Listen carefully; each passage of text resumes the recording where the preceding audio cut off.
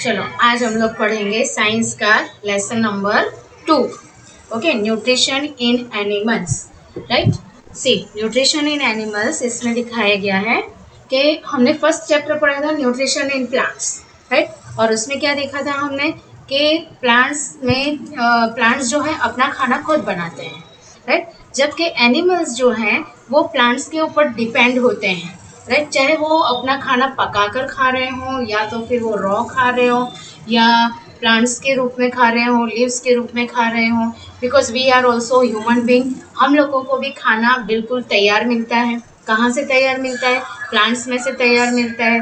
ठीक है, प्लांट्स में से हम उनके फ्लावर्स, फ्रूट्स ये सब निकाल कर हम उसका यूज़ करते हैं अपने खाना उसी से बनाते हैं और उसी से खाते हैं। ओके, तो इस चैप्टर में हम पढ़ेंगे कि एनिमल्स अपना खाना कैसे खाते हैं, कहाँ से डिराइव करते हैं, और हम ह्यूमन बीइंग के डाइजेस्टिव सिस्टम के बारे में पढ़ेंगे कि खाना कैसे डाइजेस्ट होता है और कैसे कैसे खाना हमें न्यूट्रिएंट्स देता है। Okay, so we shall start with this chapter. यहाँ से हम पढ़ेंगे कि ये तो हमें पता है फोटोसिंथेसिस जो है वो प्रोसेस प्लांट्स के लिए होता है, और प्लांट्स को फोटोसिंथेसिस जो प्रोसेस होता है उसमें उन्हें किन किन चीज़ों की ज़रूरत होती है। उन्हें एयर चाहिए, राइट, और उन्हें वार्मथ चाहिए जो सन से मिलता है।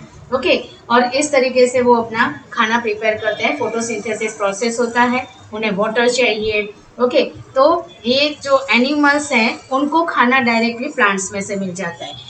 तो animals get their food from plants either directly by eating plants और indirectly by eating animals that eat plants. ठीक है, क्योंकि कार्निवोरस एनिमल भी हैं, तो कार्निवोरस एनिमल्स जो हैं वो दूसरे एनिमल्स को खाकर अपना पेट भरते हैं। और वो एनिमल्स कैसे होते हैं? Herbivorous animal. हर्बीवोरस का मतलब है जो प्लांट्स खाकर जीते हैं, और जब वो जीते हैं प्लांट्स खाकर वो अपना जीवन जीते हैं, तो कार्निवोरस उनके ऊपर अटैक करते हैं और अपना खाना बना लेते हैं उसको। इस तरीके से एनिमल्स का चलता है। तो डायरेक्टली और इनडायरेक्टली हम सब जो है वो प्लांट्स के ऊपर डिपेंड है। Some animals eat both plants and animals. ठीक है, कुछ एनिमल ऐसे होते हैं जो प्लांट्स और एनिमल्स दोनों ही खाते हैं, जैसे ह्यूमन बीइंग है। नॉन वेज भी होते हैं, वेज भी होते हैं। राइट, वेजिटेरियन फूड्स भी खाते हैं और नॉन वेजिटेरियन फूड भी खाते हैं। तो यहाँ पर उन्होंने बताया कि recall the all organism including human require food for growth, repair and functioning of the body. ठीक है, हमें रिकॉल करने के लिए कहा जा रहा है कि ह्यूमन को खाना कैसे मिलता है। खाना हमें ग्रोथ करने के लिए मिलता है, हमारे बॉडी सेल्स को रिपेयर करने के लिए हम लोग खाना खाते हैं, हमारी बॉडी के अच्छे फंक्शन हो, सारे जो सिस्टम्स हैं वो अच्छी तरह से फंक्शन करें, इसके लिए खाना खाया जाता है। तो animal nutrition includes the nutrients requirements, mode of intake of food and its utilisation in the body. तो यहाँ पर हमको ये दिखाया जा रहा है कि जो खाना है वो न्यूट्रिशन, एनिमल न्यूट्रिशन इंक्लूड्स, इसमें सब कुछ मिल जाता है। न्यूट्रिएंट्स रिक्वायरमेंट, हमारी जो भी रिक्वायरमेंट होती है, हमने पढ़ा था फर्स्ट चैप्टर में कि प्लांट्स को उनकी रिक्वायरमेंट्स के हिसाब से फोटोसिंथेसिस के थ्रू वो अपना खाना बनाते हैं और वो पूरे प्लांट पार्ट्स में भेजते हैं। ह्यूमन बींग्स जो हैं वो अपना खाना खाते हैं। हमने 6th स्टैंडर्ड में पढ़ा था कि न्यूट्रिएंट्स जो हैं वो बॉडी के लिए बहुत ज़्यादा ज़रूरी है, और हमको यहाँ पर लिस्ट दिया गया है 1 to 6, इसमें हमें न्यूट्रिएंट्स डालने हैं। तो हमें पता है कि कौन कौन से न्यूट्रिएंट्स हमारी बॉडी के लिए ज़रूरत है फॉर ह्यूमन बींग। तो उसके लिए सबसे पहले हमने पढ़ा था कार्बोहाइड्रेट्स जो एनर्जी गिविंग फूड है। ओके, सेकंड था प्रोटीन जो ग्रोथ और रिपेयर ऑफ द बॉडी के लिए बहुत ज़रूरी है। थर्ड थिंग था फैट जो बॉडी को वार्म करता है, थोड़ी गर्माहट देता है और साथ साथ में एनर्जी भी देता है। विटामिन एंड मिनरल्स जो हमें बहुत ही कम मात्रा में चाहिए, बहुत ही थोड़े से अमाउंट में चाहिए, जो हमें फ्रूट्स और वेजिटेबल्स से मिलता है। ओके, और फिर वाटर जो हमारी बॉडी के टेम्परेचर को मेंटेन करता है और खाने को डाइजेस्ट करने में हेल्प करता है। तो ये 6 न्यूट्रिएंट्स हमने पढ़े थे। एक्चुअली वाटर तो न्यूट्रिएंट्स नहीं है, लेकिन वो हमारी बॉडी के लिए बहुत ज़्यादा ज़रूरत है। ठीक है, वो कंपोनेंट में आएगा, न्यूट्रिएंट्स में नहीं आएगा। Okay, so components of food such as carbohydrates are complex substances, and these complex substances cannot be utilized as such.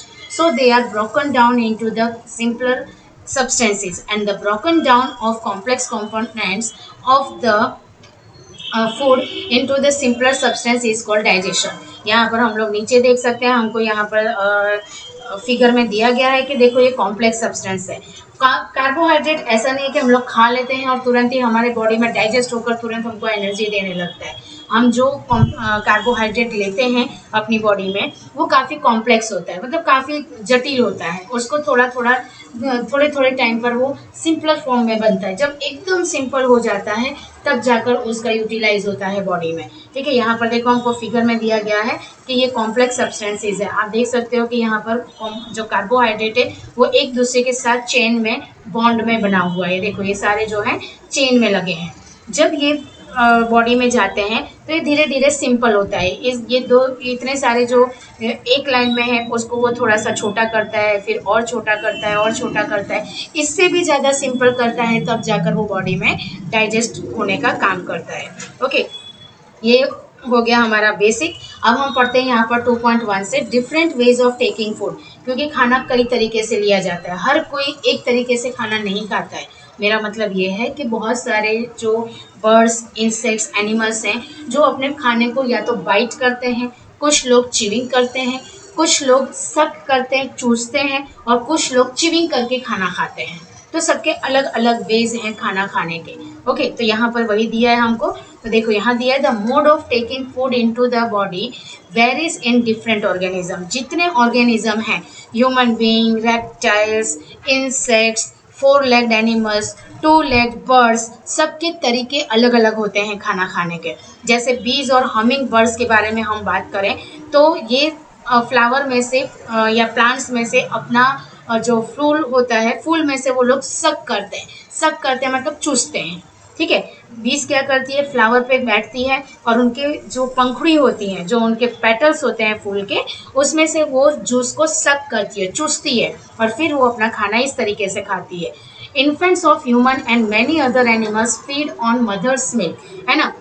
जो ह्यूमन के जो छोटे छोटे बेबीज होते हैं, जैसे 1 दिन के, 2 दिन के, या 4 महीने के, या 6 महीने तक के बच्चे, वो डायरेक्टली खाना नहीं खाते हैं। वो क्या करते हैं, मदर का मिल्क पीते हैं। और मदर का मिल्क क्या होता है, उनको चबाना नहीं होता है, उनको सक करना होता है, चूसना होता है। ठीक है, एनिमल्स को भी आपने देखा होगा, जैसे काऊ के बच्चे हैं, गॉट के बच्चे हैं, है ना, वो लोग अपने मदर के दूध क्या करते हैं, वो चूसते हैं, वो खींचते हैं, और तब उनको वहाँ से मम्मी के मतलब उसमें से दूध मिलता है उन्हें, और वो अपना पेट इस तरीके से भरते हैं। स्नेक, जैसे कि पाइथन या फिर कोई भी स्नेक होगा, वो अपने शिकार को निगल जाता है। निगल जाना मतलब स्वेलो करना। ठीक है, वो कभी भी चीविंग नहीं करते हैं, वो तुरंत अपने उससे खींचते हैं, राइट, बहुत तेजी से उस अपने शिकार को खींचते हैं, मुंह में डालते हैं और उसको निगल जाते हैं, पूरा पूरा निगल जाते हैं उसको, और फिर उनको काफ़ी टाइम लगता है डाइजेस्ट होने में।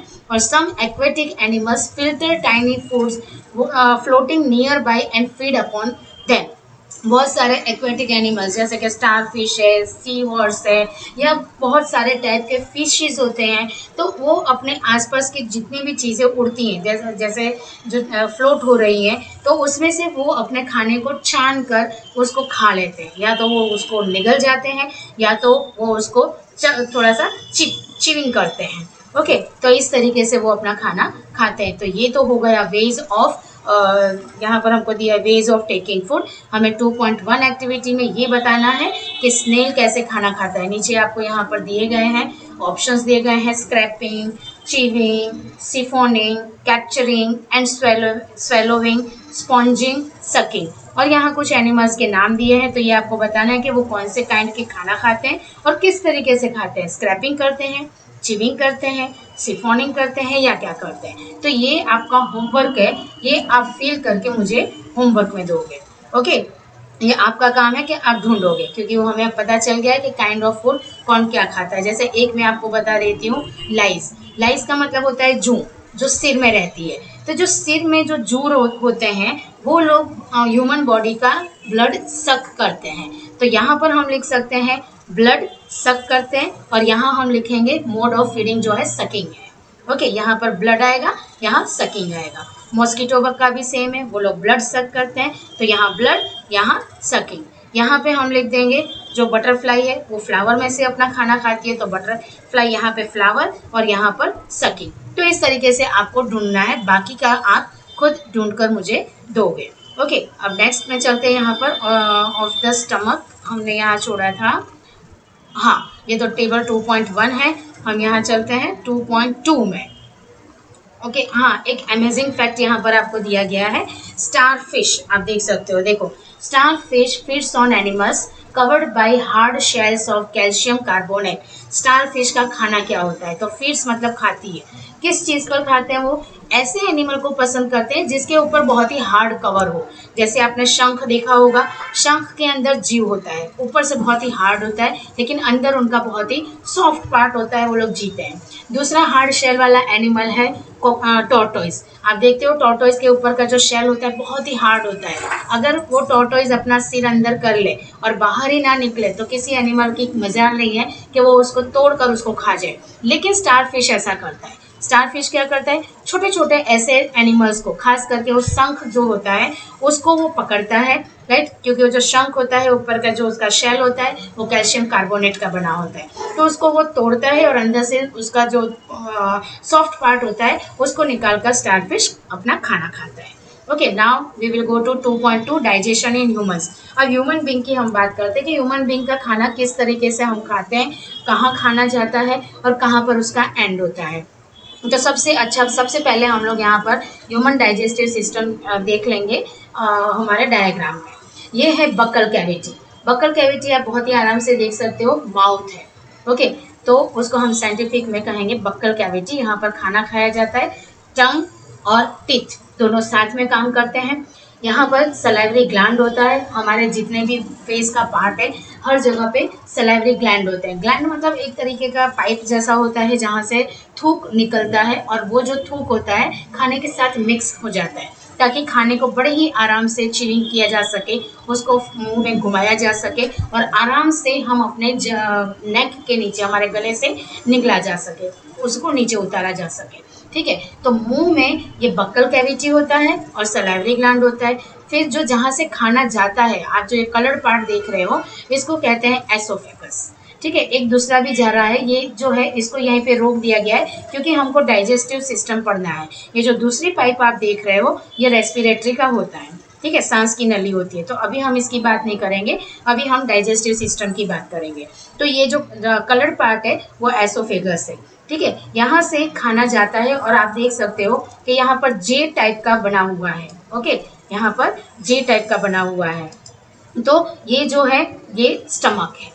ओके, तो खाना हम लोग जब खाते हैं तो ये फूड पाइप से नीचे उतरता है। फूड पाइप को साइंटिफिक लैंग्वेज में एसोफेगस कहा जाता है।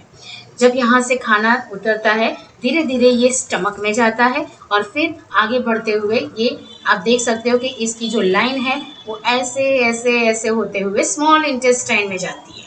ओके, तो हमें स्मॉल इंटेस्टाइन हमें दिख रहा है, ये जो आप देख रहे हो ये स्मॉल इंटेस्टाइन है, गोल गोल गोल गोल बना हुआ है, राइट। स्मॉल इंटेस्टाइन से फिर लार्ज इंटेस्टाइन में जाती है, इस तरीके से फिर ये धीरे धीरे रेक्टम, यानी कि अब यहाँ तक खाना सब कुछ डाइजेस्ट हो चुका है। आगे रेक्टम जो वेस्ट पार्ट है वो आगे जाएगा किडनी वगैरह में, वहाँ से वेस्ट बाहर निकलता है, छन जाता है और आगे बढ़ता है और एनस के थ्रू वेस्ट प्रोडक्ट बाहर आ जाता है। तो बॉडी में जो ज़रूरत की चीज़ें होती हैं वो यहाँ पर सक कर दी जाती हैं, उसका ब्लड बनता है और पूरी बॉडी में ये पहुँचाता है। हम दूसरी भी चीज़ देखेंगे, यहाँ पर पेनक्रियास दिया है, जो आप देख सकते हो लीफ जैसा स्ट्रक्चर है, ये पेनक्रियास है। ओके, और यहाँ पर गॉल ब्लैडर है जो खाने को डाइजेस्ट करने में काफ़ी मदद करता है। ठीक है, लीवर है जहाँ पर खाना जाता है, ये भी मदद करता है डाइजेस्ट में। इसको बहुत डीप में आप पढ़ोगे जब आप आगे जाकर साइंस लोगे, या साइंस नहीं लेकिन 10th स्टैंडर्ड तक आप काफ़ी कुछ इसके बारे में पढ़ लोगे, और ज़्यादा डीप में आप 11th-12th में पढ़ोगे जब आप बायोलॉजी साइंस में पढ़ोगे। ओके, तो पहले हम सिर्फ बस थोड़ा सा पढ़ लेते हैं, उसका जो बेसिक है वो हम पढ़ लेते हैं। तो यहाँ पर है we take in food through the mouth, खाना मुंह में जाता है सबसे पहले, डाइजेस्ट एंड यूटिलाइज इट, फिर उसके बाद मुंह में जाने के बाद खाना डाइजेस्ट होता है और उसमें से यूटिलाइज मतलब जब उसमें से ताकत ले ली जाती है ब्लड के फॉर्म में, और वही ब्लड जो है पूरी बॉडी में वो ट्रांसपोर्ट होता है और बॉडी को एनर्जी देता है। The unused part of the food are defecated. ठीक है, अनयूज मतलब जो खाना नहीं पचा है, जो वेस्ट प्रोडक्ट है वो बाहर बॉडी के थ्रू निकल जाता है। यहाँ पर मैंने आपको बताया कि एनस जो है वो ऐसी जगह है जहाँ से वेस्ट प्रोडक्ट बाहर आ जाता है बॉडी से। Have you ever wondered what happen to the food inside the body? क्या होता है the food passes through a continuous canal which begins at the buccal cavity and ends at the anus. हमने यहाँ पर देखा कि हमारा खाना जो है वो बक्कल कैविटी से स्टार्ट होता है और ख़त्म हो जाता है एनस पर, यानी काफ़ी लंबी प्रोसेस है। खाना खाने के बाद काफ़ी वक्त लगता है उसको एनर्जी देने में। अब खाना खाते हैं तो हमें थोड़ा एनर्जी तो फील होता है, लेकिन जो उसका ब्लड बनने का प्रोसेस है वो काफ़ी टाइम लगता है, तो थोड़ा सा लंबा प्रोसेस है और पूरा खाना पचने में बहुत वक्त लगता है। 20 घंटा हमारे बॉडी में खाना रहता है और 20 घंटे के बाद वो खाना जो है धीरे धीरे वेस्ट एक तरफ होता रहता है और फिर इकट्ठा होकर वो बॉडी से बाहर चला जाता है। ओके, यहाँ पर हम देखेंगे the canal can be divided into various compartment. जैसे नंबर 1 है buccal cavity, number 2 food pipe और एसोफेगस जो हमने देखा था अभी डायग्राम में, नंबर 3 फिर जाता है खाना स्टमक में, स्टमक में जाने के बाद स्मॉल इंटेस्टाइन में जाता है, उसके बाद जो खाना बचता है वो लार्ज इंटेस्टाइन में जाता है, उसके बाद जो खाना बचता है वो तो वेस्ट हो जाता है, वो मतलब कि वो बॉडी को ज़रूरत नहीं है और वो रेक्टम में चला जाता है। सारा खाना जो वेस्ट है वो वहाँ इकट्ठा होता है रेक्टम में और फिर एनस के थ्रू वो वेस्ट बाहर निकल जाता है। ठीक है, काफ़ी लंबा है और इस चीज़ को हम एलिमिनेटरी कैनल कहेंगे। ये जो हमने 1 से 6 तक जो भी यहाँ पर दिया है, उन्होंने जो लाइन वाइज दिया है, इसको कहा जाता है एलिमिनेटरी कैनल यानी digestive tract. Okay, the food components gradually get digested as food travels through the various compartment। जैसे जैसे खाना आगे बढ़ता है कुछ हिस्सा वो डाइजेस्ट होता जाता है, जो बच जाता है आगे जाता है, जो बच जाता है आगे जाता है, इस तरीके से खाना जो है वो आगे चलता रहता है।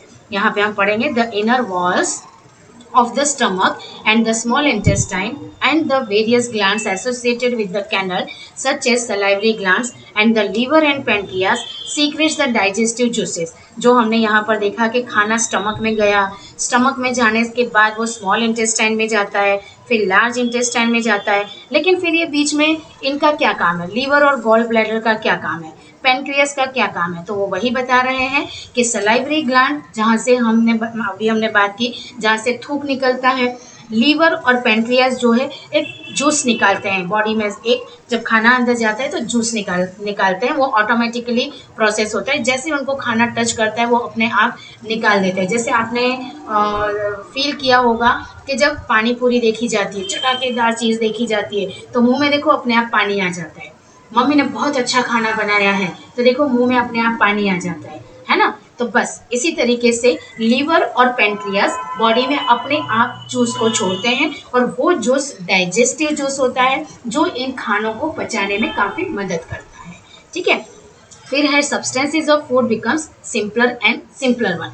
हमने जब खाना खाया तो वो तो बड़े बड़े टुकड़े थे, कई बार लोग क्या करते हैं 3-4 बस च्यूइंग करते हैं और खाने को निगल जाते हैं, लेकिन ये गलत तरीका है। खाना को हम जितना ज़्यादा च्यूइंग करके भेजेंगे पेट में, पेट को उतनी ताकत कम लगानी पड़ेगी, उतना ज़्यादा वो टाइम तक वो पेट काम करता रहेगा, राइट, और जल्दी से हमारा खाना डाइजेस्ट हो जाएगा। ओके, अगर खाना हम थोड़ा सा च्यूइंग करके जल्दी से उसको पेट में उतार लेंगे तो पेट को बहुत ज़्यादा वक्त लगेगा खाने को तोड़ने में, उसको सिंपल बनाने में, फिर डाइजेस्टिव जूस वगैरह को मिक्स करने में, और कई बार ऐसा होता है कि ये उसको ज़्यादा टाइम लगने की वजह से पेट में दर्द होने लगता है, राइट। और अगर स्टमक को रोज़ रोज़ इतनी ज़्यादा मेहनत करनी पड़ेगी तो डाइजेस्टिव सिस्टम जो है वो बिगड़ सकता है। अगर हम चाहते हैं कि हमें लॉन्ग टाइम तक हम जीवन जिए, हमारी लाइफ बहुत अच्छी और लॉन्ग बने, कभी पेट में दर्द ना हो, कभी डाइजेस्टिव प्रॉब्लम ना हो, कभी कब्ज ना हो, तो हमें खाना बहुत ही सिंपल खाना खाना चाहिए, राइट। ज़्यादा मसाले वाला, ज़्यादा तेल वाला नहीं खाना चाहिए और खाने को जितना हो सके उतना च्यूइंग करके खाना चाहिए, ताकि हमारे पेट में खाना जाने के बाद स्मॉल इंटेस्टाइन और लार्ज इंटेस्टाइन तक आते आते वो बड़े ही आराम से वो सारा खाना पचाते, और जो ये गॉल ब्लैडर है उसको मेहनत कम पड़े, राइट। पेनक्रियास और वो जो लीवर है वहाँ से जो जूस छूटते हैं उसका जल्दी से इस्तेमाल हो जाए और खाना जल्दी जल्दी डाइजेस्ट होने लगे। ओके, और इस तरह से जब हम करेंगे तो हमारा खाना काफ़ी टाइम तक जल्दी से डाइजेस्ट हो जाएगा और हमारी लाइफ जो है लॉन्ग बनेगी। ओके, तो यहाँ पर हमने देखा कि अब हम देख रहे हैं कि what happens to food in different parts of digestive tract, यानी खाना जब जाता है आगे तो क्या होता है। तो सबसे पहले हम देखेंगे the mouth and buccal cavity. जब खाने को हम अपने मुंह में रखते हैं तब क्या होता है। तो food is taken into the body through the mouth. सबसे पहले हम खाना मुंह में रखते हैं। The process of taking food into the body is called ingestion. जब खाने को हम अपने मुंह में रखते हैं तो उसको इंजेशन कहते हैं। इन मतलब अंदर लेना, ठीक है, जेशन मतलब खाना, ठीक है, खाने को मुंह में लेना, उस प्रक्रिया को, उस प्रोसेस को इंजेशन कहा जाता है। We chew the food with the teeth and break it down mechanically into the small pieces. खाने को जब हम मुंह में डालते हैं तो ऑटोमेटिकली हमारे दांत चबाना शुरू कर देते हैं और हम खाने को छोटे छोटे छोटे छोटे टुकड़ों में कर देते हैं। और वो काम कौन करता है? टीथ करता है। Okay, each teeth is rooted in a separate socket in the gums. Our teeth vary in appearance and perform the different functions. Accordingly, they are given different names. हमारे दांत जो हैं, आपको यहाँ पर दांत का भी फोटो दिया गया है। देखो 2.3 में फिगर में देखो, हर दांत के लिए एक अपना गम, ये जो होता है आपको जो ब्राउन कलर का दिख रहा है, ये गम्स है हमारे, ठीक है। हमारे माउथ को अगर देखेंगे तो कुछ पर्पल कलर का या तो पिंक कलर का गम होता है, ठीक है। गम यानी ये नहीं, चिपकाने वाला गम नहीं है, ना ही दुख वाला गम है, ठीक है, ना तो हिंदी वाला गम है दुख वाला, ना ही चिपकाने वाला गम है। ये गम है हमारे टीथ का, जो आप देखोगे कि पिंक कलर का होता है या किसी किसी का पर्पल कलर का होता है, डिपेंड करता है पर्सन के ऊपर। तो ये जो गम होते हैं ये भी काफ़ी मजबूत होने चाहिए, क्योंकि इसके अंदर हमारे रूट कैनल होते हैं और वही रूट कैनल जो है इन दांतों को होल्ड करके रखता है, ठीक है। देखो इन दांतों को उसने पकड़ के रखा है। ना सिर्फ ऊपर से, इसकी जड़ें काफी मजबूत होती हैं, गम के अंदर तक जाता है वो, और हर दांत के लिए अपना अपना सॉकेट बना होता है, अपने अपने बॉक्स बने होते हैं। सॉकेट मतलब हम सिंपल भाषा में उसको बॉक्स कह सकते हैं। उस बॉक्स के अंदर अपने अपने टीथ होते हैं। इस टीथ के लिए अलग सॉकेट है, इस टीथ के लिए अलग है, राइट। ये जितने भी टीथ हैं इन सब के लिए बॉक्सेस अलग अलग हैं। अंडरस्टूड? ताकि कोई किसी को परेशान ना कर सके। अगर ये दांत टूट जाता है तो कोई बात नहीं, ये दांत और ये दांत अपना काम आराम से करते हैं। अब हम देखते हैं कि अलग अलग टीथ के काम अलग अलग होते हैं और उनके नाम भी अलग अलग होते हैं। देखो यहाँ पर हमें 1 2 3 4 ये 4 दांत दिए गए हैं। अब ये तो है लोअर जो, लोअर जो मतलब हमारे नीचे का हिस्सा, राइट। अपर जो मतलब हमारे ऊपर का हिस्सा, ठीक है। हमारे मुंह का जो ऊपर का हिस्सा है दांत का, उसे लोअर जो अपर जो कहते हैं। नीचे का जो हिस्सा है इसको लोअर जो कहते हैं। तो हमें जो फोटो दिया गया है वो लोअर जो का दिया है, तो हम इसको समझने की कोशिश करेंगे। जो टीथ नीचे है वही टीथ ऊपर भी है। ओके, अगर यहाँ पर इंसीजर्स देखो, इन्होंने दिया है इंसीजर। इंसीजर जो है 4 दांत होते हैं, 1 2 3 4। तो सेम चीज हमारे ऊपर भी होते हैं, जो हमारे ऊपर का जो है वहां पर भी 4 इंसीजर टीथ होते हैं। फिर यहाँ पर दिया है ये टीथ और यहाँ पर, और ये दोनों मिलकर बनते हैं कैनाइन। कैनाइन जो टीथ होते हैं थोड़ा सा पॉइंटेड होता है, जो हमारे खाने को हम चीरने के लिए काम करते हैं। और ये जो इंसीजर होते हैं ये बाइट करने के लिए काम होता है। जैसे आप एप्पल खाते हो तो आप देखते हो कि एप्पल खाने के टाइम पर हम ऊपर के 2 या 3 टीथ का यूज करते हैं और नीचे का टीथ का यूज करते हैं, तो वो इंसीजर हो गया, जो हम कट करने के लिए काम करते हैं, बाइटिंग करने के लिए काम करते हैं, ठीक है। कैनाइन जो है वो पियर्स करता है। पियर्स मतलब चीरने के लिए काम करता है। जैसे आप शिरडी खाओगे, शुगर कैन, तो उसको चीरने का काम करता है, राइट। नॉनवेज जो लोग खाते हैं तो वो उसको टीयर करते हैं, उसको फाड़ते हैं, तब ये कैनाइन टीथ काम आता है। क्योंकि हम लोग ह्यूमन बींग्स हैं, हम लोग पकाया हुआ खाना खाते हैं, हमें कच्चा खाने की ज़रूरत नहीं पड़ती है, इसलिए हमारे टीथ जो है छोटे छोटे और पॉइंटेड है। लेकिन एनिमल्स में आपने देखा होगा लायन, टाइगर, ठीक है, इन लोगों के टीथ आप देखना, उनके कैनाइन टीथ बहुत ही ज़्यादा शार्प होते हैं, क्योंकि उनको तो कच्चा मांस खाना है और वही उनका खाना है, इसलिए उनको भगवान ने कैनाइन टीथ दिया है जो काफ़ी शार्प होता है। ओके, आगे बढ़ते हैं। ये 2 कैनाइन के बाद आते हैं ये दोनों टीथ, ठीक है। यहाँ से 2 टीथ और यहाँ से 2 टीथ। ये टीथ आप देखोगे इसको प्री मोलर कहते हैं। प्री मतलब के पहले, ठीक है। प्री मतलब पहले, मोलर जो है वो च्यूइंग करने के लिए काम आता है। जैसे हम कोई चीज़ को खाने को चबाते हैं तो ये 2 दांत भी काम आते हैं च्यूइंग करने में। ओके, यहाँ के 2 दांत। लेकिन जब हम कुछ ज़्यादा खाना भर लेते हैं मुंह में, तब हमारे लिए मोलर का भी काम पड़ जाता है, जो 3 टीथ होते हैं, 1 2 3, ठीक है। लेफ्ट साइड से और राइट साइड से 1 2 3। इसका मतलब कि हमारे सेट जो है दोनों तरफ जो है 10 10 5 5 टीथ है, 1 2 3 मोलर, 1 2 प्री मोलर, मतलब 5 टीथ यहाँ है जो च्यूइंग के लिए काम आते हैं और ग्राइंडिंग पीसने के लिए काम आते हैं। यहाँ पर भी हम देख सकते हैं मोलर में 1 2 3 और ये प्री मोलर 4 एंड 5। ठीक है, तो ये टीथ जो है वो च्यूइंग करने के लिए और ग्राइंडिंग करने के लिए काम आते हैं। तो ये हमारे टीथ का स्ट्रक्चर है। लोअर जॉ में जो हमें दिखाई देता है सेम वैसा ऊपर हमारे अपर जॉ में भी वैसा ही होता है। 4 टीथ इंसीजर हैं लोअर जॉ में, तो अपर में भी 4 टीथ इंसीजर के होंगे। ठीक है, कैनाइन के 2 दांत हमें नीचे दिखाई देते हैं, तो कैनाइन के 2 दांत हमें ऊपर जॉ में भी दिखाई देंगे, अपर जॉ में भी होंगे। प्री मोलर में हमें 2 + 2 4 दोनों तरफ 2 हैं, तो वही चीज हमें अपर जॉ में भी मिलेंगे। ठीक है, मोलर जो है 3 टीथ लेफ्ट, 3 टीथ राइट में दिखते हैं, तो सेम वे हमें अपर जॉ में भी मिलेंगे। तो अगर आप इस टीथ को काउंट करोगे तो दिस इज 16। ओके, ये सारे 16 दांत है, तो 16 टीथ नीचे होते हैं लोअर जॉ में और 16 टीथ अपर जॉ में होते हैं, तो 16 + 16 32। लेकिन ऐसा जरूरी नहीं है कि हर एडल्ट को 32 टीथ हो। ये जो लास्ट वाला जो आप देख रहे हो ये और ये 2 दांत बहुत ही कम लोगों को होते हैं। ठीक है, और ये निकलते भी बहुत लेट है, 20 के बाद ये 2 टीथ आते हैं। ओके, 20 से 25 के बीच में ये दोनों दांत आते हैं। मोस्टली लोगों के एडल्ट के 28 टीथ या 30 टीथ होते हैं, राइट। नीचे 15 होते हैं और ऊपर 15 होते हैं, इस तरह से 30 टीथ होते हैं। और ये जो 2 टीथ दिखते हैं, अगर इनको आना होता है तो वो 20 से 25 के बीच में आ जाते हैं, वरना नहीं आते। और इसका कोई ज़्यादा यूज़ भी नहीं है, नहीं आते हैं तो कोई बात नहीं, बाकी प्री मोलर से और मोलर के बाकी के 2 दांत से हमारा काम हो जाता है। ओके, ये तो एडल्ट की बात हो गई। बच्चों के लिए देखो यहाँ दिया है मिल्क टीथ। जो बच्चे 6 से 8 साल के होते हैं तब तक उनके दांत गिरने लगते हैं। जब वो लोग 1.5 ईयर के होते हैं, कुछ 1 ईयर के होते हैं, धीरे धीरे उनके दांत आना शुरू हो जाते हैं।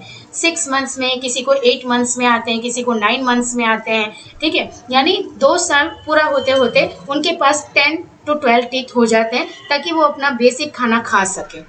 ठीक है, लेकिन वो ज़्यादा टाइम तक नहीं ठहरते हैं। 6 ईयर्स से लेके 8 ईयर्स तक उनके वो दांत गिरने लगते हैं, जिसको हम मिल्क टीथ कहते हैं। और फिर उसके बाद सेकंड सेट ऑफ टीथ आते हैं, जिसको हम परमानेंट टीथ कहते हैं। ये जो हमने पढ़ा ये हमारा परमानेंट टीथ है। ओके, तो ये कभी गिरते नहीं है। हाँ, अगर कहीं गिर जाए, एक्सीडेंट हो जाए, तो उसकी वजह से अगर टूट जाते हैं तो दोबारा दांत नहीं आएंगे।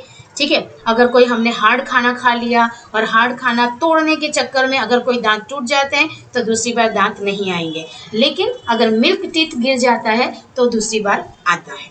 ठीक है, तो मिल्क टीथ छोटे बच्चों के लिए होता है, जो 7 से 8 साल में सारे गिर जाते हैं, उसके बाद नए दांत आते हैं, तो उसको परमानेंट टीथ कहते हैं। और एडल्ट में होते हैं 32 टीथ। ओके, जरूरी नहीं है कि सभी को 32 हो, 30 टीथ होते हैं और ज़्यादातर लोगों को 30 टीथ होते हैं। और छोटे बच्चों में हम देखेंगे तो सिर्फ 10 दांत होते हैं जब वो लोग छोटे होते हैं। ठीक है, नीचे 10 होते हैं, ऊपर 10 होते हैं। ओके, तो इस तरह से 20 टीथ उनको होते हैं, ताकि वो अपना बेसिक खाना जो है वो खा सके। अब यहाँ पर हम देखेंगे इजेशन हमने देखा, और यहाँ पर हमें, हाँ, ये टेबल 2.2 हमको दिखा रहा है। हमें यहाँ पर बताना है टाइप्स ऑफ टीथ, तो हमें दिया गया है number of teeth, lower jaw में कितने हैं, अपर जॉ में कितने हैं और टोटल कितने हैं। तो अभी हमने बात की कि जो जितने टीथ लोअर जॉ में होंगे उतने ही अपर जॉ में होंगे, और फिर इन दोनों को प्लस करके करना है। तो देखो, कटिंग एंड बाइटिंग टीथ जो होता है वो इंसीजर होता है। ओके, तो इंसीजर टीथ में 4 टीथ होते हैं, 4 यहाँ पर लोअर जॉ में और 4 अपर जॉ में, तो 4 + 4 8 टीथ यहाँ हो गए। ठीक है, पियर्सिंग एंड टीयरिंग, जिसको हमने बोला था कैनाइन टीथ। ठीक है, तो कैनाइन टीथ हमने देखा 2 होते हैं, लोअर जॉ में 2 होते हैं और अपर जॉ में 2 होते हैं, तो 2 + 2 4 हो गए। ठीक है, तो 8 + 4 कितने हो गए, 12 हो गए। अब चिविंग और ग्राइंडिंग में दोनों ही आ जाते हैं। प्री मोलर में 4 टीथ होते हैं, लोअर जॉ और यहाँ पर भी अपर जॉ। ठीक है, दोनों में सेम होते हैं। और मोलर में 6 टीथ होते हैं। ओके, तो इनको मिलाकर कुछ 20 टीथ यहाँ हो जाते हैं। तो जब यहाँ पर 8 + 4 + 20, तो इनको जब हम प्लस करते हैं तो 32 टीथ हो जाते हैं। ओके, इस तरीके से ये काम करता है। ओके, तो हमें यहाँ पर कुछ ऑब्जर्वेशंस दिए गए हैं और हमें नंबर ऑफ टीथ देखना है। तो आप यहाँ ऊपर से ये जो फिगर है 2.3, इसको देखकर यहाँ पर 2.2 का टेबल हम फिल कर सकते हैं। ओके, तो ये भी आपको फिल करना है आपकी नॉलेज के लिए। Now we will move to the next. यहाँ पर हमको दिखाया गया है एक एक्टिविटी जिसमें 2 टेस्ट ट्यूब उन्होंने लिए हैं। ओके, ये बॉइल्ड राइस लिया है, यहाँ पे च्यूड राइस लिया है। च्यूड मतलब आपको राइस को थोड़ा सा खा लेना है मतलब निगल नहीं जाना है, मुंह में आपको थोड़ा 2-3 मिनट तक उसको चबाना है और फिर इसमें रख देना है। ओके, और इसमें जो हमने राइस पकाया है उस राइस को इसमें डाल दो। थोड़ा सा चिविंग करने के बाद ये राइस इसमें डाल दो। तो अब आप देख सकते हो कि इसमें दोनों में आयोडीन सॉल्यूशन मिलाया जा रहा है ड्रॉपर की हेल्प से। ओके, 2-3 ड्रॉप्स आयोडीन सॉल्यूशन इसमें डाल दिया गया है। अब हम थोड़ा 2-3 मिनट के बाद देखेंगे तो इन दोनों के कलर्स में फ़र्क होगा। यहाँ पर हम देखते हैं बॉइल्ड राइस, राइट, जो काफ़ी डार्क कलर का है, और यहाँ बी में हम देखते हैं च्यूड राइस जिसका कलर थोड़ा सा लाइट है। क्यों लाइट है? क्योंकि बॉइल्ड राइस जब हम लोग खा रहे थे तो इसके अंदर हमारा सलाइवा भी मिक्स हो चुका है, ठीक है, और सलाइवा मिक्स होता है इसका मतलब कि उसको अंदर स्टार्च मिल गया, शुगर मिल गया, और इसकी वजह से उसका कलर जो है वो डल है। ओके, यहाँ पर आपको क्वेश्चन पूछा है कि why there is a change in colour in the test tube, क्यों दोनों में क्यों चेंज है? और चेंज होने का रीज़न वही है कि इसके अंदर जो है पूरा का पूरा जो स्टार्च है वो भरा पड़ा है, अभी तक किसी कहीं पर यूज़ नहीं हुआ है, लेकिन ये हमने क्योंकि मुंह में डाला था सलाइवा मिक्स है और इसके साथ स्टार्च मिक्स हो चुका है, इसीलिए इसका कलर डल है। ओके, तो हमको यही यहाँ पर बताना है। दूसरी चीज़ हमको यहाँ पर बताया गया टंग के बारे में। हमारा जो टंग है वो एक फ्लैशी मस्क्यूलर ऑर्गन है, मसल से बना हुआ है, और फ्लैशी मतलब एकदम मोटा मोटा है, उसमें फ्लैश है। हमारी जीभ में कोई हड्डियाँ नहीं है। ओके, आप भी फील करते होगे जो हमारा जीभ है वो बहुत ही सॉफ्ट है, राइट, हम उसको आगे पीछे कर सकते हैं, निकाल सकते हैं हमारे मुंह से, राइट। किसी को जब चिढ़ाना होता है तो लोग जीभ निकाल कर चिढ़ाते हैं, छोटे बच्चे एक दूसरे को। ओके, तो और फिर हम चाहें जब हमारा मुंह बंद होता है, टंग भी शांत होता है, तो देखो वो उतने जगह में आ भी जाता है। तो टंग जो है वो हमें 2 चीज़ों में काम आता है, एक तो खाना खाने के लिए काम आता है, दूसरा बोलने के लिए काम आता है। अगर टंग ही ना हो तो लोग बोल भी नहीं पाएंगे, क्योंकि हमारी जीभ जो है वो आगे पीछे हिलती है, और जो हमारे दांत हैं वो हवा को कंट्रोल करते हैं, जिसकी वजह से हम अच्छी तरह से बोल पाते हैं और हमारी जो आवाज़ है, हमारा जो वर्ड्स हैं वो काफ़ी क्लियर होते हैं।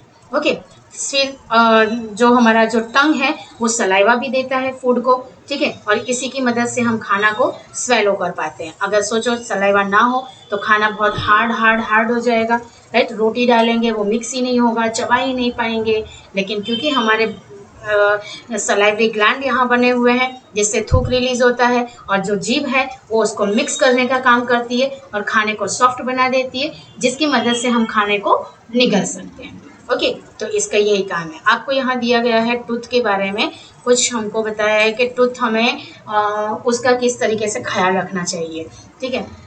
इसके बारे में हम ज़्यादा पढ़ेंगे, चैप्टर 5 में पढ़ेंगे, लेकिन यहाँ पर थोड़ा सा पढ़ लेते हैं कि हमें टीथ को किस तरीके से रखना चाहिए। तो टीथ जो है आपने बहुत ही बचपन से, आई थिंक यूकेजी से ये हम पढ़ते आए हैं कि हमें we must brush twice a day, है ना, कम से कम एक दिन में हमें 2 बार ब्रश करने चाहिए। एक तो मॉर्निंग में जब सोकर उठते हैं, और रात में बेड पर जाने से पहले, ठीक है, क्योंकि पूरे दिन जो हमने खाना खाया है वो हमारे दांतों में चिपका हुआ है, और अगर हम जब सो जाते हैं तो जब वो खाना निकल नहीं पाता है दांत से तो बैक्टीरियाज पैदा हो जाते हैं, और बैक्टीरियाज पैदा हो जाएंगे तो मुंह में बदबू आने लगेगी, और अगर सुबह हमने ठीक से ब्रश नहीं किया तो दांत को सड़ा देता है। ओके, रात को कभी भी हमें मीठा खाकर नहीं सोना चाहिए। हाँ, अगर मीठा खाते हो तो अच्छी तरह से उसको पानी से रिंस कर लो, ठीक है, निकाल दो, ठीक है, और अच्छी तरह से उसको, सॉफ्ट ड्रिंक भी ज़्यादा नहीं पीना चाहिए, चॉकलेट्स ज़्यादा नहीं खानी चाहिए, ठीक है। ऐसी सब चीज़ें क्या होती हैं, टूथ को ख़राब करती है, हमारे दांतों को ख़राब करती है। अगर आप खाते हो थोड़ा अमाउंट में खाओ और फिर उसको क्लीन कर लो, क्योंकि दांतों के अंदर अगर मीठा चिपका रहेगा तो बहुत ही जल्दी से जर्म्स या बैक्टीरियाज वहाँ पे जन्म लेने लगेंगे और दांतों को ख़राब करने लगेंगे, और कई बार ऐसा होता है कि दांत इतने ख़राब हो जाते हैं कि उसको निकलवाना पड़ता है। ओके, अब हम चलते हैं नेक्स्ट में। यहाँ पर हमको दिखाया गया है कि खाना कई बार जब बहुत जल्दबाजी में खाया जाता है तो ऐसा होता है कि हमारी दोनों पाइप साथ में, जैसे अभी हमने फिगर में देखा था कि एक पाइप जो है वो हमारी एसोफेगस की जा रही है जहाँ से खाना जाता है, और उसके जस्ट पास में ही एक दूसरी भी पाइप है जो मैंने आपको बताया था कि रेस्पिरेटरी सिस्टम का वो पार्ट है जहाँ से हवा लंग्स में जाता है, जो ऑक्सीजन हम लेते हैं वो ऑक्सीजन को लंग्स तक ले जाने का काम करता है। अब कई बार होता क्या है कि हम लोग बहुत जल्दी जल्दी में खाना खाते हैं, या तो खाना खाते खाते बातें करते हैं या हंसते हैं, तो खाना फूड पाइप में ना जाकर विंड पाइप में चला जाता है। और अगर खाना विंड पाइप में चला जाता है तो आप देखते हो कई बार बहुत तेजी से खांसी आती है या तो हिचकी आने लगती है ना। तो वो क्यों होता है? क्योंकि खाना गलत पाइप में चला गया है, राइट। फूड पाइप में जाने के बजाय विंड पाइप में चला गया है। तो उसका सिंपल सा सॉल्यूशन है, आप पानी पी लो, धीरे से वो नीचे उतर जाएगा, फूड पाइप में आ जाएगा और वो धीरे से निकल जाएगा। तो उसमें ज़्यादा चिंता नहीं करनी है। लेकिन खाना खाते वक्त ना तो हमें हंसना चाहिए जोर जोर से, ना ही हमें बातें करनी चाहिए। ओके, यहाँ पर हमको दिखाया गया है tongue. Okay, portion of the taste bud by following activity. यहाँ पर हमें टंग दिखाया गया है। ये टंग जो है, रीजन्स ऑफ टंग, यहाँ पर देखो आपको कुछ डॉट्स डॉट्स दिए गए हैं। यहाँ पे 2 रीजन्स बनाए हैं, राइट। एक तो है रेड कलर का, फिर ये है ब्राउन कलर का, ये थोड़ा सा येलोइश है। मतलब ये रीजन जो है वो अलग अलग हमारे टेस्ट बर्ड है, राइट। हम लोग जब जीभ पे खाना रखते हैं हमें तुरंत पता चल जाता है ये मीठा है, ये तीखा है, ये कड़वा है, ये नमकीन है, ठीक है। कैसे पता चलता है? क्योंकि हमारी जीभ पर टेस्ट बर्ड्स डाले हुए हैं, और इसी को जब हम मुंह में जब खाना डालते हैं हमें तुरंत पता चल जाता है कि खाना क्या है और कैसा है, ठीक है। और यहाँ पर अलग अलग टेस्ट बर्ड बने हुए हैं। ओके, कहीं कहीं पर यहाँ पर ये मीठा का है, ये दोनों तीखा का है, ये नमकीन का है। जब आपका खाना यहाँ जाता है तो पता चलता है कि ये तो नमकीन है, राइट। यहाँ से पता चलता है ये कड़वा है और ये तीखा है। ओके, तो ये हमें अलग अलग रीजन्स बता रहे हैं। अब हम चलते हैं आगे। यहाँ पर फूड पाइप में ये हमें दिख रहा है, जो फिगर आप देख रहे हो ये फूड पाइप का फिगर है। देखो ये 2.7 जो है ये फूड पाइप का फिगर है। आप देख सकते हो कि ये जो ब्राउन कलर का अंदर है ये खाना है, ये एसोफेगस पाइप है जहाँ से खाना को जाना है, पास होना है। यहाँ खाना जा रहा है, यहाँ खाना जा रहा है, और फिर ये जे शेप का जो है, ये जे शेप है, ठीक है। शेप देखो जे जैसा है, इंग्लिश अल्फ़ाबेट का जे, ठीक है। इसके अंदर खाना जा रहा है, ये है स्टमक। और स्टमक से फिर निकलकर हमने पढ़ा था कि स्मॉल इंटेस्टाइन में जाता है, फिर लार्ज इंटेस्टाइन में जाता है। तो हम इसी को पढ़ेंगे, ठीक है। क्या बता रहा है इसमें? The food pipe oesophagus, the swallowed food passes into the food pipe और एसोफेगस, ठीक है। और हमें दिखाया जा रहा है कि ये लंबी सी पाइप है। Food is pushed down by the movement of the wall of the food pipe. Actually, this movement takes place throughout the alimentary canal and pushes the food downwards. है ना, खाना जब हम लोग खाते हैं तो खाना नीचे की तरफ जाता है, पुश करता है, उसको नीचे की तरफ पुश करता है। At times the food is not accepted by our stomach and is vomited out. कई बार ऐसा होता है कि खाना खाने का मन नहीं है, या तो फिर कभी फूड पॉइजनिंग हो जाती है तो हमारा जो स्टमक है वो खाने को एक्सेप्ट नहीं करता है, कहते हैं नहीं नहीं नहीं खाना नहीं चाहिए, और फिर वो वॉमिट हो जाता है, ठीक है, मुंह के थ्रू ही बाहर आ जाता है। कई बार ऐसा होता है। तो स्टमक क्या करता है, अब हम देखते हैं कि stomach is a thick walled bag, ठीक है, बहुत ही मोटा सा एक वॉल्ड बैग है, और its shape is like flattened U and it is widest part of the alimentary canal. It receives the food from the food pipe at one end and opens into the small intestine at the other. एक तो हम देखते हैं कि यहाँ पर हम देखते हैं कि यहाँ से इसका मुंह खुला है, जो हमारे बक्कल कैविटी के साथ इसका पाइप जो है वो जुड़ा होता है। तो खाना यहाँ से यहाँ जाता है, स्टमक के साथ यहाँ जुड़ जाता है। जब खाना यहाँ से यहाँ आगे जाता है तो इसकी पाइप जो है वो स्मॉल इंटेस्टाइन के साथ जुड़ जाती है, और स्मॉल इंटेस्टाइन की पाइप जो है लार्ज इंटेस्टाइन के साथ जुड़ जाती है। इस तरीके से खाना एक जगह से दूसरी जगह पहुँचता रहता है। ओके, देखते हैं हम यहाँ क्या लिखा है। The inner lining of the stomach secretes the mucus, ठीक है, जो हमारी इनर लाइनिंग मतलब जो हमारा स्टमक है, स्टमक के किनारे किनारे पर आप यहाँ देख सकते हो, ये जो स्टमक का जो ये किनारा किनारा है, यहाँ पे आप डार्क कलर का देख सकते हो। तो ये जो है डार्क कलर की जो चीज़ है, यहाँ से एक सीक्रेट जूस मतलब कि जूस निकलता है। सीक्रेट का मतलब होता है निकालना, जूस निकालना, तो ये भी जूस निकालता है। और क्या करता है, कौन सा जूस निकालता है? Mucus, hydrochloric acid and digestive juice, ये 3 तरह का, क्योंकि पैंक्रियास भी जूस दे रहा है, लीवर भी जूस दे रहा है, स्टमक की लाइनिंग भी जूस दे रही है, तो अलग अलग तरह के जूस इकट्ठा होते हैं वहाँ पे, mucus, hydrochloric acid, digestive juice, और ये सब मिलकर खाने को एकदम सिंपल फॉर्म में बनाते हैं। अगर बाई चांस उस खाने में कोई बैक्टीरिया आ गई है तो हाइड्रोक्लोरिक एसिड उसको तुरंत मार डालेगी और हमें कोई बीमारी नहीं होने देगी, ठीक है। म्यूकस जो होता है वो हमें प्रोटेक्ट करता है the lining of the stomach, ठीक है। हमारे बॉडी के जो हमारा स्टमक है उसके आसपास कोई खाना चिपका न रहे, आगे बह कर निकल जाए, वो हेल्प करता है। The acid kills many bacteria that enters along with the food and makes the medium in the stomach acidic and helps the digestive juice to act, ठीक है। और जो एसिडिक हाइड्रोक्लोरिक एसिड जो हमारी बॉडी में pancreas release करती है, वो खाने में जितने भी बैक्टीरियाज होते हैं, बाई चांस अगर हमने कच्चा सलाद खा लिया है तो उसमें अगर बैक्टीरिया आ गई है, या हमने कोई पुराना काफ़ी टाइम का रखा हुआ जूस पी लिया है, अगर उसके अंदर कोई बैक्टीरिया चली जाती है तो उस बैक्टीरिया को तुरंत ये हाइड्रोक्लोरिक एसिड मार देती है और डाइजेस्ट करने लगती है, ठीक है। और जो डाइजेस्टिव जूस है वो खाने को हेल्प करने लगता है डाइजेस्ट होने में। Digestive juice breakage down the proteins into the simpler form, हमने जो भी प्रोटीन खाया है उसको हेल्प कर देता है ये डाइजेस्टिव जो जूस है, वो उसको सिंपल फॉर्म करने में मदद करता है। नेक्स्ट है स्मॉल इंटेस्टाइन। स्टमक में खाना जाने के बाद स्मॉल इंटेस्टाइन में जाता है। स्मॉल इंटेस्टाइन हमारा काफ़ी लंबा है, लेकिन उसको गोल गोल गोल गोल कॉइल करके भगवान ने अंदर फिट कर दिया है, और वो होता है 7.5 सेंटीमीटर का। It receives the secretion from the liver and pancreas, ठीक है। स्मॉल इंटेस्टाइन में भी जूस एंटर होता है, कहाँ से? लीवर और पैंक्रियाज, ये दो लोग उसको जूस देते हैं, और फिर इसी जूस से वो लीवर का जो होता है, liver is a reddish brown gland situated in the upper part of abdomen on the right side. हमने देखा था उसमें डायग्राम में कि लीवर जो है वो एब्डोमेन के जस्ट ऊपर के हिस्से में दिखता है, and it is the largest gland in the body. It secretes the bile juice that is stored in the sac called the gall bladder. यहाँ से जो बाइल जूस निकलता है लीवर में से, वो बाइल जूस होता है, और ये बाइल जूस जो है गोल ब्लैडर में जाकर इकट्ठा होता है। और फिर क्या होता है? The bile plays an important role in the digestion of fats. वहाँ पर हमने जितनी भी चिकनी चीज़ें खाई हैं, जैसे ऑयल वाली, घी वाली या क्रीम खाई है, तो उसको हेल्प करता है कि चलो अब इसको पचाने का काम करते हैं। क्रीम जो गॉल ब्लैडर है वहाँ पर खाना जाता है, और वहाँ पर चिकनाहट जितनी भी होती है उसको डाइजेस्ट करने में मदद करता है। ओके, क्योंकि चिकनाहट वाली चीज़ें हम रोज़ खाते हैं, सब्जी खाते हैं उसमें ऑयल होता है, दाल खाते हैं तो दाल को वघारा जाता है उसमें भी ऑयल होता है, रोटी जो है वो कई बार हम लोग घी वाली खाते हैं उसमें भी फैट होता है। तो ये सारे फैट को गॉल ब्लैडर वहीं पर डाइजेस्ट करने का काम शुरू कर देता है। Pancreas is a large cream coloured gland located just below the stomach.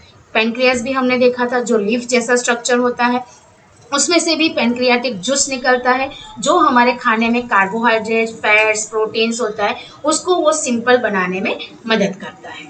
Okay, the partly digested food now reaches the lower part of small intestine, where the intestinal juices completes the digestion of all the components and get broken into the simpler sugar, just as glucose, fats, and into the fatty acids, glycerol, and the protein into the amino acid। ठीक है, जो हमारा खाना है वो जब ये उसमें जाता है, स्मॉल इंटेस्टाइन में जाता है, तो इंटेस्टाइनल जूस जो है उसको पूरा कंप्लीटली उसको डाइजेस्ट कर देता है। और फिर भी जो खाना होता है, जो कार्बोहाइड्रेट होता है, हमने पढ़ा था कि कार्बोहाइड्रेट हम ऐसे ही तुरंत डाइजेस्ट नहीं कर पाते हैं, उसके बाद जो फॉर्म होता है वो बहुत ही सिंपल हो जाता है।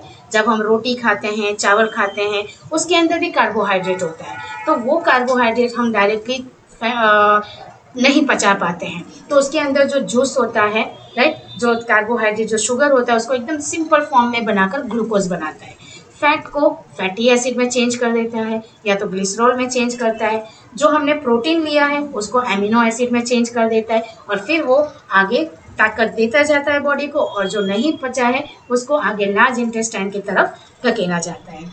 ठीक है, absorption in the small intestine. अब स्मॉल इंटेस्टाइन में काम कैसे होता है?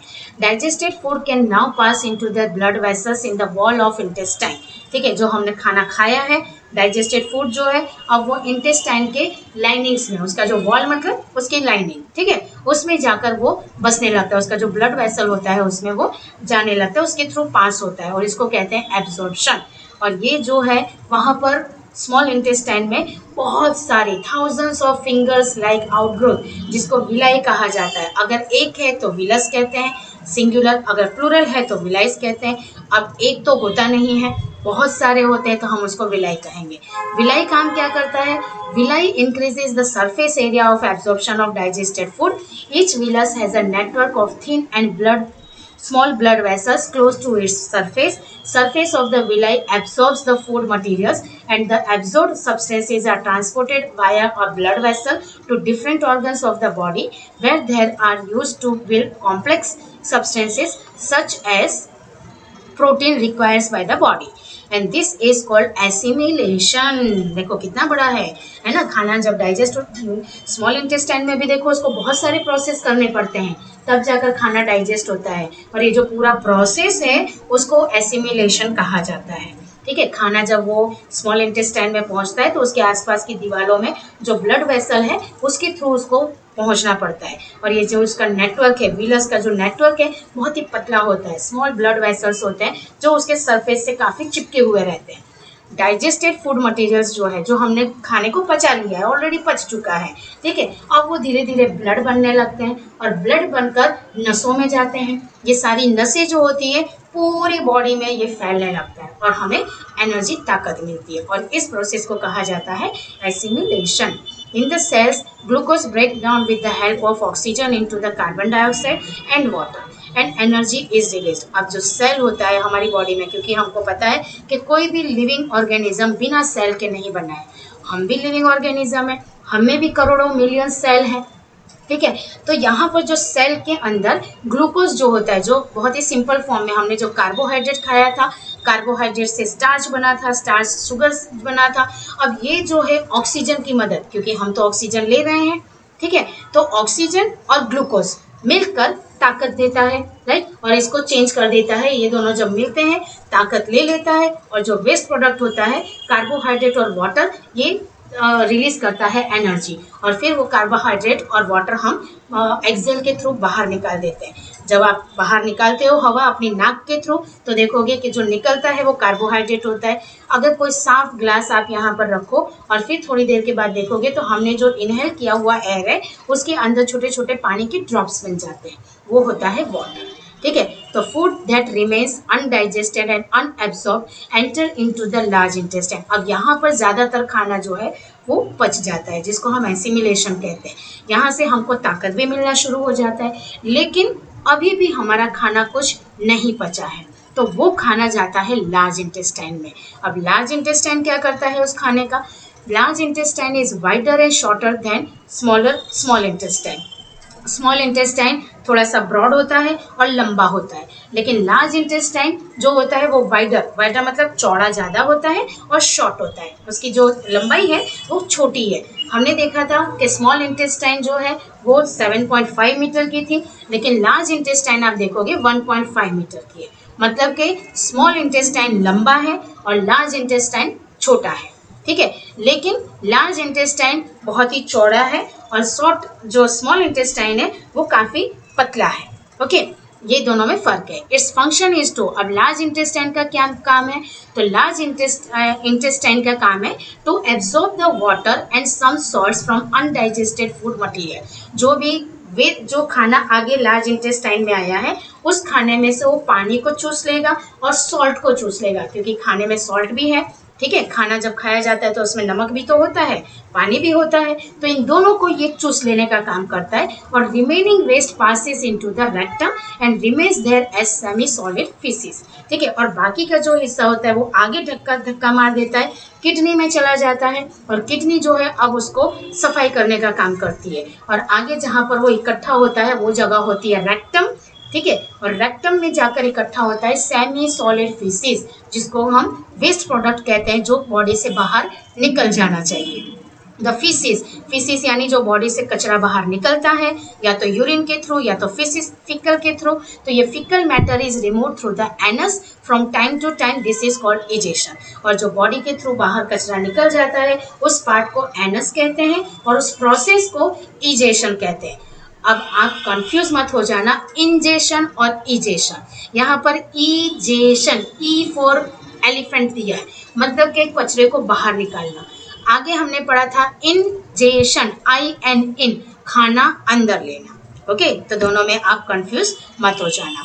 अब नंबर 3 हम पढ़ते हैं 2.3 में, digestion in the grass eating animal. अब कुछ एनिमल ऐसे होते हैं जो ग्रास खाते हैं, ठीक है, हमें पता है कि ग्रास खाने वाले सारे हर्बीवोरस एनिमल हैं, जैसे cow, buffalo, goat, horse, camel, elephant, giraffe और भी बहुत सारे, ठीक है। तो उनका खाना कैसे पचता है, हमारा खाना तो हमने देख लिया कैसे पचता है, उनका खाना कैसे पचता है। तो आपने देखा होगा कि काऊ बफेलोज जो होते हैं वो खाना जो है कंटिन्यूअस उनका मुंह चलता रहता है, चिविंग करते रहते हैं, चिविंग करते रहते हैं, चिविंग करते रहते हैं, ठीक है। तो वो जो चिविंग करते रहते हैं तो वो क्या होता है, कैसे होता है, तो हम उसको उसी को पढ़ेंगे। तो देखो यहाँ पर दिया हुआ है, दे quickly swallow the grass and store it in a part of stomach called र्यूमन। अब ये लोग क्या करते हैं कि खाने को, जो गाय भैंस बकरी होती है फटाफट खाने को खा लेती है। देखो हमको यहाँ पर दिखाया गया है कि जो गाय है फटाफट इस खाने को खा रही है और यहाँ पर ले जाकर र्यूमन, रोमन देखो यहाँ पर दिया है आपको फिगर में, ग्रीन पार्ट जो है वो र्यूमन है। मतलब जब वो खाना खाती है तो ये खाना जो अनडाइजेस्टेड है र्यूमन में जाकर यहाँ पर इकट्ठा होता है, ठीक है। और partially digested is called cut. और फिर उसके बाद वो क्या करती है कि यहाँ पर here is the food gets partially digested and is called cut. अब यहाँ पर जब वो खाना थोड़ा सा चिविंग करती है, थोड़ा सा निगल जाती है, यहाँ पर इकट्ठा हो जाता है र्यूमन में, और इसको हम कहेंगे कट, क्योंकि अब ये पूरी तरीके से उसने खाना चिविंग नहीं किया है, ठीक है। तो यहाँ पर थोड़ा सा पार्ट जो है वो डाइजेस्ट हो जाता है और इस पार्ट को हम कहेंगे cut. But later the curd returns to the mouth in small lumps and animal chews it.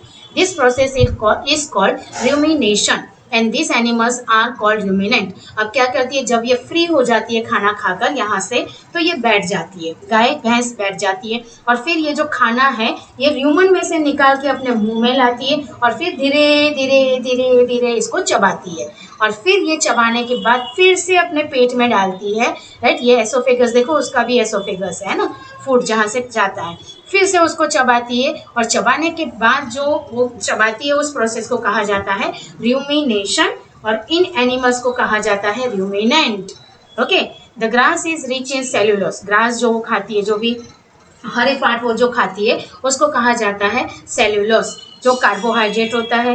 Many animals including the human cannot digest the cellulose, ठीक है। हम लोग अगर ग्रीन प्लांट्स खाएंगे तो वो हमें डाइजेस्ट नहीं होता है, जैसे हम लोग खाते हैं हरा सलाद खाते हैं, धनिया खाते हैं, स्पिनच खाते हैं, ठीक है। तो ये सारी चीज़ें हमारी बॉडी में डाइजेस्ट नहीं होती हैं। वो क्या काम करती है, रफेज का काम करती है। हमने पहले भी पढ़ा है कि जब हम खाना खाते हैं तो रफेज का काम होता है और रफेज जो होता है वो क्या होता है, बॉडी को क्लीन करने का काम करता है। Okay, and ruminants have a large sac-like structure called rumen between esophagus and the small intestine, ठीक है। ruminants जो है एक लार्ज सैक होता है, you can see your ruminant, यहाँ पर आप देखोगे एक बड़ा सा बैग है, राइट, और इसको ये एसोफेगस के थ्रू जा रहा है। एसोफेगस ह्यूमन बींग में भी होता है और एनिमल्स में भी होता है और दोनों का मतलब होता है फूड पाइप, जिसके थ्रू खाना जाता है। ओके, एंड स्मॉल इंटेस्टाइन, ठीक है। स्मॉल इंटेस्टाइन ये भी आपको दिखाई दे रहा है, यहाँ पर देखो फिगर में दिखाया गया है स्मॉल इंटेस्टाइन।